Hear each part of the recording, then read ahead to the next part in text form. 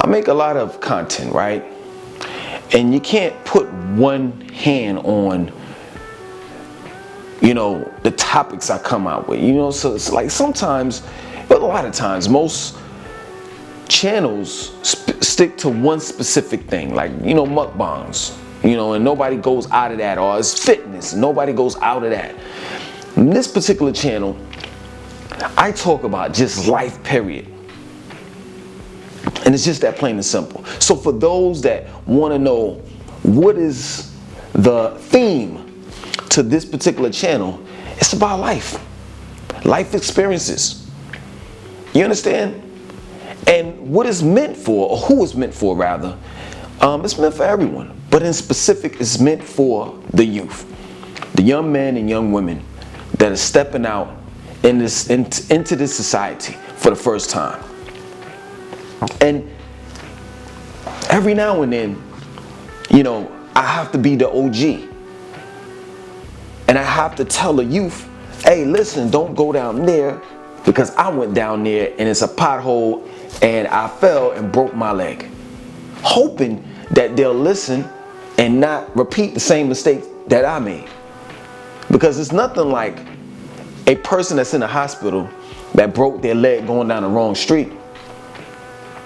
And right beside that person, a man or a woman that broke their leg going down the same street, but they already knew that if they went down that same street, that there was a pothole right there and they were going to trip over that and break their leg.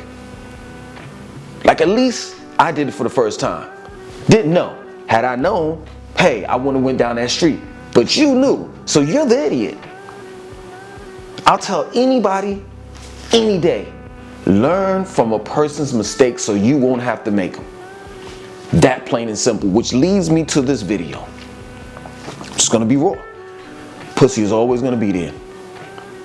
Get your money. Focus on your career. Focus on what you want to do in life. And it's just that plain and simple. Now this is a message for everyone, right? But in specific, the young man and the young woman that's walking out of that door. That pussy is gonna be there and that dick is gonna be there regardless. But one thing that's slowly but surely fading away is your youth. Hey man, when I was 25, you couldn't tell me nothing. I thought I was gonna live forever. When I was 20, I thought I was gonna live forever. Yeah, you think that way because you're young. As you get older, you start realizing, oh, hold up. I'm gonna die one day. That plain and simple. Now I understand, it's that ignorance that the youth have, because they truly believe that they're gonna live forever. So they do daring stuff. They how can I say it? How am I trying to express it? They're willing to take chances. Whereas when you get older, you're more reluctant to change and want to take chances, because you know that if you mess up that one time, it can cost you the next 5, 10, 20, 50, 30 years of your life. So my point in making is take advantage of that youth and make certain decisions, specifically in business. Bet on yourself. Bet on yourself. Invest in yourself. And if you fail in a business or a product or whatever have you, you understand, you can get back up because you have that time to do it. Let me tell you something, man. This is straight up, man.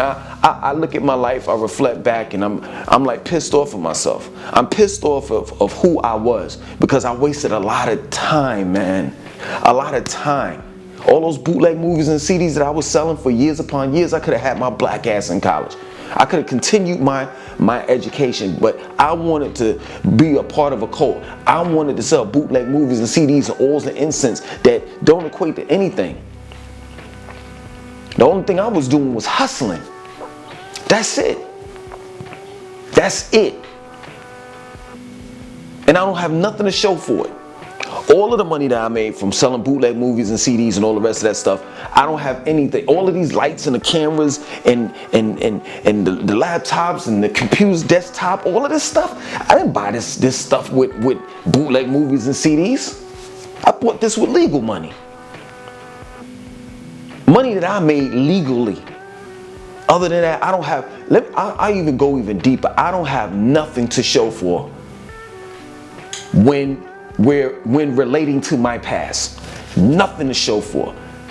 With the exception of my experiences. That's it.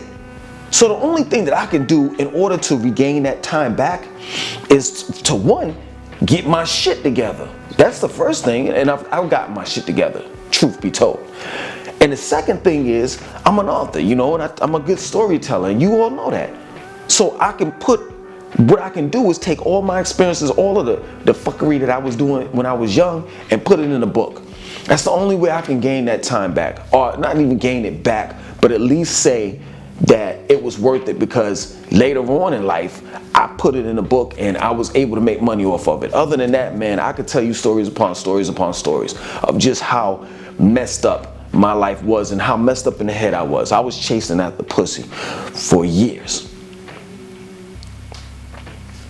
Period. And I've said this quite a few times in the previous videos that I've done, that the only thing I got to show for is numbers. And technically, when dealing with a good woman, she don't want no bodies or no mileage on her, man. Period. Period. I could tell you, I went to college, man, and I seen my roommate. I seen him stay up all night studying while I was sitting there in bed listening to, I don't know what. It was some rap song in the 90s. Just blowing myself, pause. Blowing my life away. Pause. You understand? This guy is sitting here, he's studying and he's making good grades and everything. And I have weed, nicks and dime bags of weed stuck in a TV, a portable TV that I had. So at night I would go out and sell weed right in the campus. Because there was a projects right across the street. You know, just about every HBCU is either surrounded around projects or right across the street from one. That's what I was doing. And when I wasn't doing that, I wasn't going to class, I was smoking weed. I remember, I never forget, we would just do dumb shit, to get high. Pour a glass of a bowl of vodka, put the blunt in there, let it soak, and then put it in the microwave and let it dry up, and now we smoking weed. Pretty much just that has been engulfed in vodka. Or doing shotguns. I know you all know what that is. High as shit. And what did I have to show for? Nothing. Nothing. Nothing. Nothing at all. So what has to happen is, what I'm trying to tell you is this. This is the secret to success, and there's really no secret. You bust your ass when you young. You 20 years old, you go to school, you do what you got to do. You work hard for 10 years. You invest in yourself, whether it's in business or whether you invest in stocks or whatever. I'm saying invest in yourself. Investing in yourself as far as dealing with stocks is investing in yourself.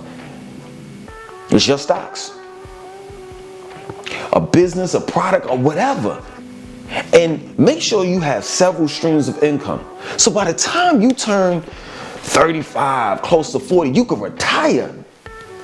So all that pussy's gonna be out there. You're gonna have unlimited amount of pussy. You want to know why? Because women can smell success. That plain and simple. I mean, you're in your 40s, you're gonna still be young. You're still gonna be young. Your 30s, your late 30s, your early 40s, you're still gonna be young. Still gonna be young. And now you can sit back, you may have you retired from corporate world or whatever, have you working for somebody, whatever. And now you can run your own business. You have the money.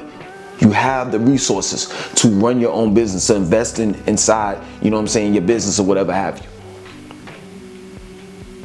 Now you can travel the world. Now you can pick what particular female that you want, whether hair color, eye color, short, tall. You know what, most of us, it's crazy, it's messed up to say, but most of us, women claim that they don't want to settle for less, right? And they reach for the stars. They want that high end man, and not knowing that a lot of times men settle for less.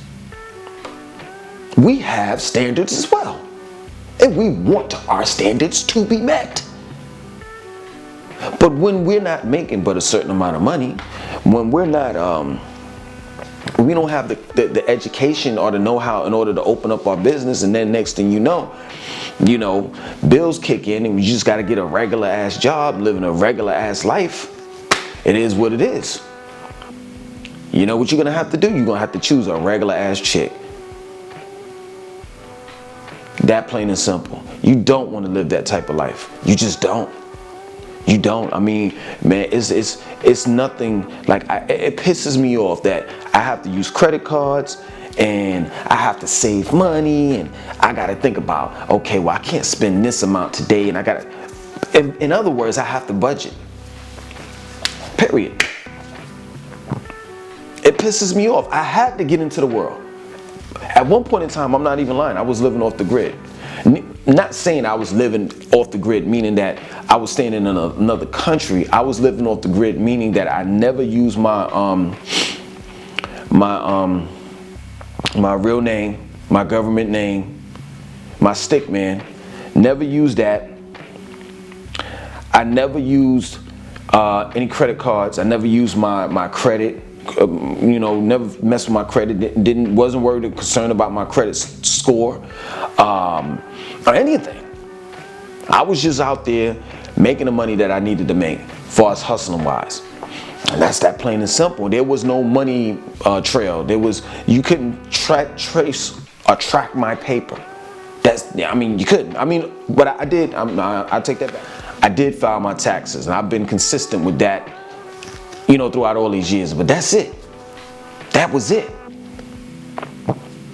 But then I had children, and then I had to focus on, man, I got to get up my credit score because I want to live in nice places. I don't want my children to be laying in bed and a stray bullet. There's a drive-by and a stray bullet comes through the window and hits her in the head or him in the head. I started to worry about my credit score because I want to be able to walk in, if I were to purchase a car, or at least two, I want to be able to walk in that car dealership and drive out with a car and not have to pay a down payment. So I had to worry about these things. In order for my credit score to go up, I had to get credit cards. That plain and simple.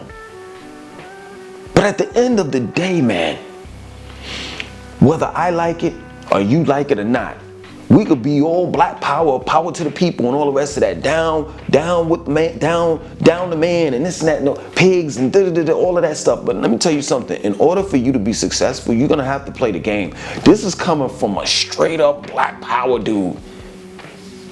This is coming from a straight up dude that was like, the new world order's about to happen, and I'm being prepared, and y'all need to get right, and this and that and so forth. I was, oh man. But I'm here to tell you, now that I've grown up, in order to be successful, you have to play the game. Now I'm being real with you. You have to play the game, and if you can cheat in the game, that's good. You know how many cheat codes I found out throughout life? Like, I'm talking about, if I got caught doing this, they couldn't legally take me to jail for it. That there's always a glitch in the matrix, or what we call the system. It's always a glitch. If you manage to find that glitch, I suggest that you take advantage of it, but not abuse it. Because when you abuse it, guess what? You make it difficult for someone else to use it. So when I see a glitch in the matrix, I use it towards my advantage. And if I no longer need it, I'm not going to tell the next person. I'm just going to have that person have that person figure it out, because you don't want to know. You want to tell everybody all about the glitches. But other than that, you still have to play the game. It's just that plain and simple. You know what I'm saying? We're living in a capitalistic society where you have to play the game in order to be successful. And I'm telling you, the name of the game is. And you know what? I'll go as far as to say this, because I know a dude that did this, right? As early as you can start. I knew a dude that worked at Harris Teeter, right? Worked at Harris Teeter. At 15, right? I had a job at 16 at Harris Teeter, and I quit that job. He worked for Harris Teeter, I know, for 15, 16, 17, 18 years or something like that. And he bumped up slowly but surely. This man just graduated from high school and just continued to work for Harris Teeter, and people picked on him and all the rest of that. He retired at like 30-something years old. So now he's getting his pension, and he can be able to take that money, whatever money that he gets, that liquid cash, and invest in a business or just live off of that alone. But I would tell you to start early, because you don't want to be in a situation when you wake up and you 40-something years old, 50-something years old, you got gray hair and all, you can't move like you used to move when you was in your 20s. You don't think real fast. You suffering from dementia and all the rest of this stuff. You got arthritis. Nobody's gonna want to hire somebody like that. People want fresh blood. So what you have to do is take advantage of your youth while you have it, and then once you get older, you don't have to worry about that type of stuff. You don't have to worry about a young dude in his 20s trying to take your job, and you 55, 60 years old. I feel bad when I see 60, 70, 80-year-old baggers at the grocery store because their pension doesn't pay them enough, or their Social Security don't pay them enough for them to sit at home and just not do anything. Yeah, it may pay their mortgage, it may pay their light bill or their water bill, but they still gotta eat. And that's the point that I'm making. You don't want to be in that situation. You definitely want to have a plan A, B, C, and D. So listen, man, I hope that I've given you all great advice. Hopefully you'll use it, and you won't be 40, 50, 60 years old talking about some, woe is me, I regret living my life that when I was in my 20s, all I did was party and chase after pussy.